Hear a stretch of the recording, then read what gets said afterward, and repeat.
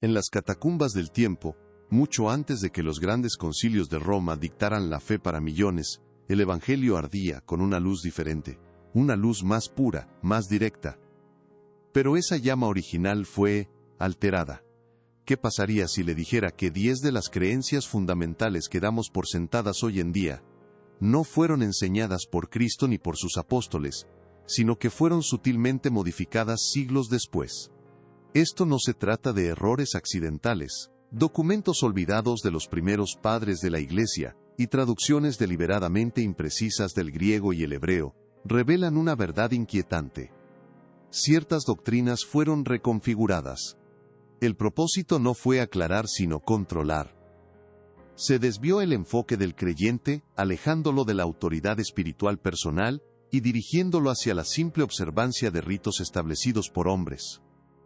Quizás esto suena alarmante, pero las pistas siempre estuvieron allí, escondidas a plena vista en nuestras propias Biblias. Las advertencias del apóstol Pablo contra las tradiciones de los hombres y las filosofías huecas no eran solo palabras. Eran un eco profético, una señal que apuntaba a una verdad que sería cubierta por un velo. Una verdad sobre el poder y el propósito que nos fue entregado y que, de alguna manera, se nos ocultó. Esta no es una historia para debilitar su fe, sino para fortalecerla con la verdad original. Es un llamado a mirar más allá de lo que se nos ha enseñado tradicionalmente. Si usted es de los que sienten en su espíritu que hay algo más, algo que se perdió en el camino, entonces este mensaje es para usted. Quédese conmigo hasta el final, porque lo que vamos a descubrir juntos podría cambiar la forma en que ve su propio camino espiritual para siempre. Comencemos con una pregunta que parece sencilla, pero que esconde un profundo misterio. ¿Por qué las enseñanzas modernas se centran tanto en un cielo futuro, en una recompensa que solo llega después de la muerte? La Biblia habla de vida en abundancia, pero para muchos, esa abundancia parece estar siempre fuera de nuestro alcance. Esta separación entre nuestra vida terrenal y el poder divino no siempre existió. Fue construida, pieza por pieza, a lo largo de los siglos. Piense en las palabras de Jesús en el Evangelio de Lucas capítulo 17 versículo 21. Cuando le preguntaron cuándo vendría el reino de Dios, él no señaló al cielo ni a una fecha futura. Su respuesta fue radical, casi incomprensible para la mente religiosa. El reino de Dios está dentro de ustedes. ¿Hemos meditado realmente en el peso de esa afirmación? No dijo, estará. Dijo, está. Presente. Activo. ¿Qué significa tener el reino de Dios habitando en nuestro interior? ¿Y por qué esta verdad tan poderosa es mencionada tan raramente? Aquí es donde la historia da un giro inesperado. Los primeros creyentes, aquellos que aprendieron de los propios apóstoles, no veían el reino como un simple destino, sino como una realidad que se podía manifestar. Para ellos, la salvación no era solo un boleto de entrada al paraíso, sino la restauración de la autoridad espiritual que se perdió en el Edén. Una autoridad para operar con el poder de Dios aquí y ahora. Pero esta idea era peligrosa para quienes buscaban construir una institución religiosa basada en la dependencia y no en el poder personal. Y para ocultar esta verdad, la primera de las 10 doctrinas fue sutilmente alterada. No fue una mentira abierta, sino un cambio casi invisible en la traducción de una sola palabra griega, una palabra que definía la misma esencia de la fe. Este cambio, hecho siglos después de Cristo, transformó un concepto de poder activo en una creencia pasiva. Nos enseñaron a esperar, cuando fuimos creados para manifestar. Y esa palabra, escondida en los manuscritos más antiguos, es la primera llave para recuperar lo que nos fue quitado. Para encontrar la raíz de esta verdad oculta, debemos mirar más allá de las páginas que nos fueron permitidas. Debemos viajar a las arenas del desierto de Egipto, donde en 1945, un campesino hizo un descubrimiento que sacudió los cimientos de la historia. Enterrada en una vasija de barro, se encontró una biblioteca de textos antiguos, escritos en los primeros días del cristianismo, entre ellos, un evangelio que no llegó a nuestra Biblia, el Evangelio de Tomás. Este texto, prohibido y declarado herejía, contiene una frase que resuena con las palabras de Lucas.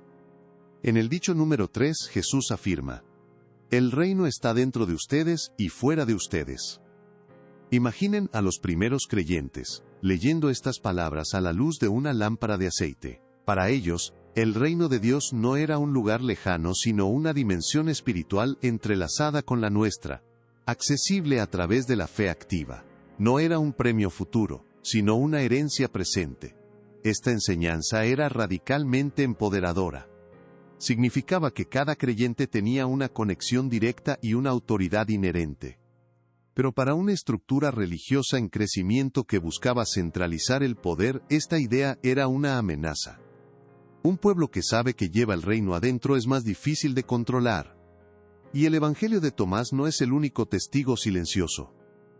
Antiguas tradiciones judías, anteriores a Cristo, hablaban del Tikkun Olam, el concepto de que la humanidad tiene la tarea de reparar el mundo, en colaboración con Dios, manifestando su voluntad en la tierra. Esta idea de una participación activa en el plan divino fue gradualmente reemplazada por una doctrina de espera pasiva. Se nos dijo que nos sentáramos a esperar la segunda venida, en lugar de levantarnos y ejercer la autoridad del reino que ya nos fue dada.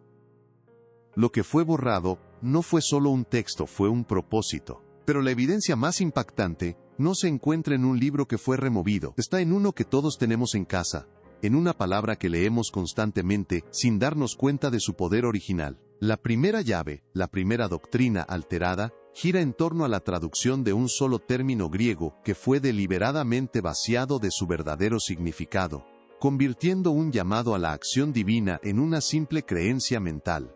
Y esa palabra está a punto de ser revelada. La palabra es griega, y es una que usted ha escuchado miles de veces. La palabra es pistis. Hoy la traducimos simplemente como fe. Pero esta traducción es una sombra pálida y sin vida de su significado original. Para los primeros seguidores de Cristo, pistis no era una creencia pasiva en la mente. No era aceptar un conjunto de hechos. Pistis era una confianza radical y activa. Era la sustancia espiritual, la convicción dinámica que actuaba como un puente entre el mundo invisible de Dios y nuestro mundo visible. Era el poder de un acuerdo inquebrantable con la voluntad de Dios, una fuerza que no solo esperaba milagros, sino que participaba en su creación. Imaginen por un momento cómo sería la iglesia si esta verdad nunca se hubiera ocultado. Los primeros creyentes no se reunían solo para cantar y escuchar. Sus congregaciones eran centros de poder espiritual. Hombres como Ireneo de León, que aprendió directamente de Policarpo, un discípulo del propio apóstol Juan, escribieron a finales del siglo II que los dones del Espíritu, las sanaciones e incluso las resurrecciones de los muertos, todavía ocurrían comúnmente entre ellos, no porque fueran hombres especiales, sino porque entendían que la pistis era una autoridad delegada por Cristo, no era algo que sentían, era algo que ejercían. Al vaciar la palabra pistis de su poder y reducirla a una simple creencia intelectual, se logró algo terrible: el poder fue transferido. Se movió del creyente individual a la estructura religiosa. La dependencia ya no estaba en la conexión directa con Dios a través de una fe activa, sino en los ritos administrados por una clase sacerdotal. Nos convirtieron en espectadores de nuestra propia herencia espiritual, enseñándonos a pedir y a esperar, en lugar de a decretar y manifestar el reino que, como dijo Cristo, ya está dentro de nosotros. El gran plan del enemigo nunca fue hacer que la gente dejara de creer en Dios, sino convencerlos de que su creencia no tenía poder real en esta vida. Pero el plan de Dios no puede ser frustrado por las maquinaciones de los hombres. La verdad, aunque enterrada bajo capas de tradición, nunca muere. Como una semilla latente, esperó el tiempo señalado por el Padre para volver a brotar. Y quizás, este es el tiempo. Dios, en su infinita soberanía, está despertando a un remanente que anhela más que una fe de domingo. Anhela la fe que mueve montañas. Y si la alteración de esta primera doctrina le parece impactante, espere a descubrir la segunda, porque esta no solo afectó nuestro poder, sino nuestra propia identidad, reescribiendo lo que significa ser creado a imagen y semejanza de Dios. Lo que hicieron con esa verdad es algo que su espíritu necesita escuchar. La enseñanza que usted y yo recibimos en la escuela dominical es clara. Fuimos creados a imagen de Dios, pero esa imagen fue fracturada por la caída en el Edén. Somos pecadores por naturaleza, separados de Dios, esperando redención. Pero, ¿y si esa fuera solo la mitad de la historia? Los textos más antiguos, los que fueron leídos por las primeras comunidades, antes de que la política imperial interviniera, pintaban un cuadro muy diferente. Enseñaban que ser creados a imagen de Dios no era solo un parecido superficial. Significaba que llevábamos dentro una chispa de la misma esencia divina, una semilla de la autoridad creadora de Dios. No éramos simplemente criaturas rotas, sino hijos de un rey con una herencia de poder latente. Entonces, ¿por qué se ocultó una verdad tan gloriosa? La respuesta es simple y terrible: por control. Un creyente que se sabe portador de la autoridad divina es una amenaza para cualquier sistema que busque actuar como intermediario exclusivo entre el hombre y Dios. Piense en ello. Si usted sabe que el reino está dentro de usted y que fue creado para ejercer la autoridad de ese reino, ¿qué necesidad tiene de una estructura religiosa que le diga cómo y cuándo puede acercarse a Dios? La idea de una conexión directa y personal, sin la necesidad de un sacerdote o un rito, socavaba los cimientos mismos de la institución que estaban haciendo. Para construir un imperio religioso, era necesario primero convencer a la gente de que eran espiritualmente impotentes por sí mismos. Esta no fue una decisión tomada de la noche a la mañana, fue un proceso deliberado, orquestado en los pasillos del poder. En concilios como el de Nicea en el año 325, bajo la atenta mirada del emperador Constantino, no solo se debatieron doctrinas, se forjó un nuevo cristianismo. Un cristianismo que pudiera servir como el pegamento social del Imperio Romano.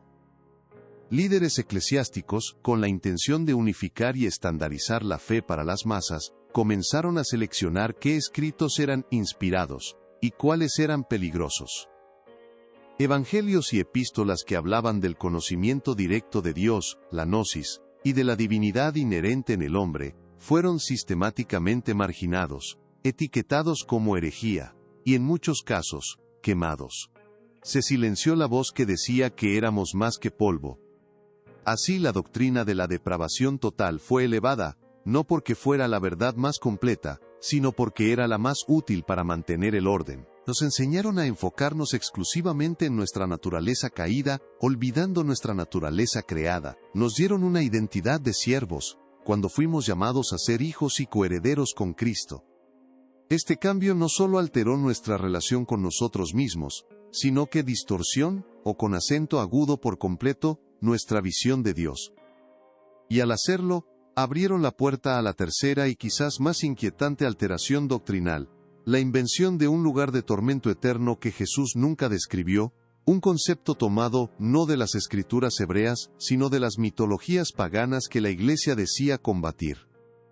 La imagen del infierno, con sus lagos de fuego y su tormento sin fin, está tan arraigada en nuestra cultura que parece inseparable de la fe misma. Pero, ¿y si le dijera que esta visión tiene más en común con el inframundo griego o la poesía de Dante Alighieri que con las palabras originales de Jesús?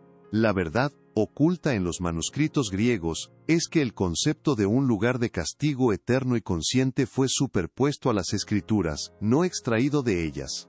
Fue una herramienta de control forjada en el miedo, no una revelación de la justicia divina. Jesús habló de un lugar llamado Gehenna. Y durante siglos, se nos enseñó que Gehenna era simplemente otra palabra para el infierno. Pero esto es una distorsión histórica. Gehenna era un lugar real y físico que la gente de Jerusalén podía ver y oler. Era el valle de Hinnom, un basurero a las afueras de la ciudad donde los desechos y los cadáveres de animales y criminales eran arrojados para ser consumidos por un fuego que nunca se apagaba. Era el símbolo perfecto de la destrucción total, de una vida desperdiciada, de ser desechado como basura. Era una advertencia sobre la aniquilación, no sobre la tortura eterna. Pero esa no es la revelación más chocante. Gehenna no fue la única palabra que fue reescrita. Los traductores también tomaron las palabras griegas Hades y Tártaro, cada una con un significado completamente distinto en el pensamiento judío y griego, y las agruparon todas bajo la aterradora sombrilla de un infierno único e inventado. Se borraron los matices, se eliminó el contexto, y en su lugar, Se nos dio una doctrina que ha mantenido a millones en un estado de temor espiritual. Si este viaje para redescubrir la verdad original está resonando en su espíritu, le invito a que siga con nosotros, porque entender lo que realmente significan estas palabras es el primer paso para liberarse de un yugo que nunca fue puesto por Cristo. Y todavía hay algo que casi nadie se atreve a decir. El propósito de ocultar el verdadero significado de Gehenna no era solo crear miedo. Era ocultar una verdad mucho más profunda sobre la naturaleza del juicio de Dios y el destino final del alma. Al inventar un lugar de tormento eterno, borraron la tercera doctrina fundamental, una que revela lo que realmente sucede después de la muerte. Y lo que nos quitaron es una promesa de justicia tan perfecta y redentora que su ausencia ha dejado un vacío en el corazón del Evangelio. Comprender esto cambia todo. Si la fe no es una creencia pasiva, sino un poder activo, si nuestra identidad no es la de un pecador impotente, sino la de un portador de la imagen divina, y si el juicio de Dios no se trata de tormento eterno, sino de una justicia que purifica y restaura, entonces el Evangelio que nos han contado es solo una sombra del original. La verdad que emerge de las cenizas de estas doctrinas alteradas no es un mensaje de escape de este mundo, sino un manual de operaciones para transformarlo. Dios nunca nos llamó a ser prisioneros del miedo, esperando una liberación póstuma. Nos llamó a ser embajadores de su reino, aquí y ahora. Esto redefine nuestro propósito en la tierra. No estamos aquí simplemente para aguantar hasta el final, fuimos creados para ser socios de Dios en su obra redentora. El apóstol Pablo lo llama ser colaboradores de Dios. Piense en la profundidad de esa frase. No somos siervos distantes, sino participantes activos en su plan divino. Nuestro papel es ejercer esa pistis, esa confianza activa, para manifestar la voluntad del Padre en la tierra, así como en el cielo. Fuimos diseñados para traer orden al caos, luz a la oscuridad, y sanidad al quebrantamiento, usando la autoridad que nos fue restaurada a través de Cristo. Se nos enseñó a orar pidiendo que el reino venga. Cuando Jesús nos enseñó que el reino ya habita dentro de nosotros, esperando ser liberado. Sé que estas revelaciones pueden ser inquietantes, pueden sacudir los cimientos de lo que hemos creído toda nuestra vida, pero le pregunto, ¿destruye la fe descubrir que Dios es más justo, más amoroso, y nos ha dado más poder de lo que imaginábamos? No. Esta verdad no destruye la fe, la purifica. La libera de las cadenas de la tradición humana y la restaura a su poder apostólico original. Este conocimiento no nos aleja de Cristo, nos acerca al verdadero corazón de su mensaje, un mensaje que fue considerado tan radical y peligroso que tuvieron que ocultarlo. Se trata de recuperar una herencia que nos fue robada. Y estas tres verdades, por monumentales que sean, son solo la antesala. Son los pilares externos que tuvieron que ser demolidos para poder construir una nueva estructura de control. Pero en el centro de ese templo original, había una verdad aún mayor. Una cuarta doctrina, cuyo cambio es quizás el más trágico de todos. Afecta la esencia misma de nuestra salvación, la naturaleza del sacrificio de Cristo, y lo que realmente significa nacer de nuevo. Lo que hicieron con esta verdad es el secreto mejor guardado de la historia cristiana, y está a punto de salir a la luz. La cuarta y más profunda alteración doctrinal no se encuentra en los márgenes de la fe. Ataca el corazón mismo del Evangelio, el significado de la cruz. Se nos enseñó que el sacrificio de Cristo fue una transacción legal, una deuda de sangre pagada a un Padre Celestial iracundo para satisfacer su justicia. Pero los primeros creyentes no veían la cruz como un tribunal, sino como un campo de batalla cósmico. Para ellos, la salvación no era simplemente el perdón de los pecados, era la aniquilación del poder del pecado y la muerte dentro del ser humano. Era la doctrina de la teosis, la deificación, la creencia de que a través de Cristo, la humanidad no solo es perdonada, sino que es invitada a participar en la naturaleza divina misma, como escribió el apóstol Pedro, para que llegásemos a ser participantes de la naturaleza divina. Esta verdad fue demasiado radical, demasiado peligrosa. Una humanidad que participa en la naturaleza de Dios es una humanidad que no necesita intermediarios. Para construir una religión de control, se reemplazó la transformación por la transacción. Nos dieron un simple perdón cuando Cristo nos ofreció una nueva creación. Se nos vendió un boleto para el cielo, a cambio de la autoridad del reino en la tierra. Cambiaron la gloriosa invitación a ser como Él, por la humilde posición de un criminal indultado, siempre consciente de su indignidad, siempre dependiente de la institución para sentirse seguro. Silenciaron la promesa de que mayores cosas que éstas haréis. Y ahora, de repente, todo encaja. La pistis no es creer pasivamente en el perdón, es la fuerza activa que nos une a esa naturaleza divina. Nuestra identidad no es la de pecadores rotos, sino la de nuevas criaturas siendo restauradas a su imagen perfecta, día a día. El juicio de Gehenna no es un castigo eterno, sino la trágica consecuencia de rechazar esta transformación, de no cumplir el propósito para el que fuimos creados. Cristo no es un Salvador distante que pagó una deuda en el pasado. Es la vida divina dentro de nosotros, la vid de la que somos pámpanos, el poder que nos resucita aquí y ahora, no solo en la eternidad. El Evangelio original nunca fue sobre escapar de este mundo, fue sobre invadirlo con la realidad del reino de los cielos. Esta verdad no debilita la fe, la enciende con su fuego original. Este no es un nuevo Evangelio, es el que fue predicado antes de que el poder de los hombres lo cubriera con un velo. Hoy, ese velo se está rasgando. Y la pregunta que resuena a través de los siglos ya no es simplemente ¿eres salvo? La verdadera pregunta, la que define nuestro propósito es, ¿está Cristo siendo formado en ti? Porque esa es la salvación que nos fue robada. Y esa es la herencia que por la gracia de Dios estamos llamados a reclamar. Esta revelación lo cambia todo.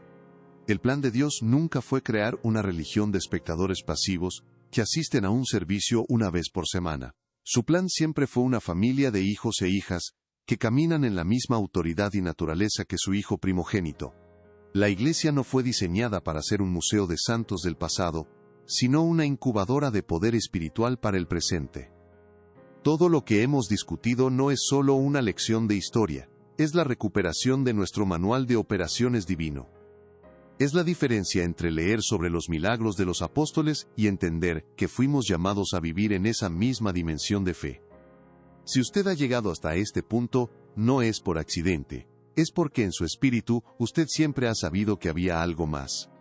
Ha sentido esa sed de profundidad en medio de la superficialidad. Ha escuchado sermones que alimentaron su mente, pero dejaron su espíritu hambriento. Esa inquietud no era duda, era el eco del Espíritu Santo, llamándolo a la verdad original, a la fe que una vez fue entregada a los santos. Usted no fue hecho para una fe domesticada y segura, usted fue diseñado para una relación con Dios que es vibrante, peligrosa y transformadora. Usted fue preparado para escuchar esto. Este es el antídoto para la fe superficial que ha plagado a nuestra generación. La razón por la que tantas iglesias se sienten vacías de poder no es por falta de sinceridad, sino por falta de conocimiento. Hemos estado tratando de operar un motor divino con el combustible equivocado. Hemos reemplazado la pistis activa por la creencia intelectual. Hemos cambiado nuestra identidad de portadores de la divinidad por la de pecadores apenas perdonados. Hemos intercambiado la autoridad del reino por la esperanza de un escape celestial. Y nos preguntamos por qué no vemos las mismas obras que vieron los primeros creyentes. Es porque no estamos operando con el mismo sistema operativo espiritual. Pero el tiempo del olvido está llegando a su fin. Lo que fue ocultado en las sombras de los concilios y enterrado bajo el peso de las tradiciones humanas, ahora está siendo expuesto a la luz. Este no es un ataque a la Iglesia, es una transfusión de vida para el cuerpo de Cristo. Es un llamado a volver al corazón del Evangelio, a despojarnos de las doctrinas de los hombres y a vestirnos con el poder de Dios, porque estas 4 verdades son solo el comienzo. Hay 6 más, cada una construida sobre la anterior, que nos llevan a una revelación final sobre el verdadero propósito de la humanidad y el plan secreto que Dios ha tenido para su pueblo desde antes de la fundación del mundo. Lo que ha escuchado hoy no es una nueva teología, es el eco de una verdad antigua, una verdad que resuena en las cámaras más profundas de su espíritu, porque fue diseñada para estar allí. Estas verdades no se perdieron por accidente, fueron ocultadas con un propósito. Durante siglos, un velo de tradición humana cubrió la gloriosa y poderosa realidad del Evangelio original. Pero el tiempo de Dios ha llegado, y lo que estuvo en la oscuridad ahora está siendo llamado a la luz, en corazones valientes como el suyo. Este conocimiento lo cambia todo. Ya no es un espectador en su propia historia de fe, sino el protagonista. Usted no fue llamado a una religión de observancia pasiva, sino a una relación de participación activa con el Dios viviente. La cruz no fue el final de su impotencia, fue el comienzo de su autoridad en Cristo. Esta es la herencia que le fue robada. Y este es el momento de reclamarla. Deje que esta verdad desmantele cada mentira que lo ha mantenido pequeño y temeroso. Si esta verdad arde en su corazón, si siente el llamado a caminar en la plenitud de su identidad en Cristo, ya deje su like, suscríbase al canal y active la campana para no perderse las revelaciones que están por venir. Y ahora tenemos un área de miembros. Al convertirse en miembro, usted bendice este trabajo y nos ayuda a continuar produciendo contenidos edificantes y reveladores como este, llevando esta luz a más personas que la necesitan desesperadamente. Antes de irse, haga algo por nosotros. Escriba en los comentarios desde dónde nos ve, para que sepamos hasta dónde esta verdad está alcanzando corazones. Queremos ver el mapa de este despertar espiritual que estamos viviendo juntos, que la paz y el poder del verdadero Evangelio lo inunden, hasta que nos volvamos a encontrar.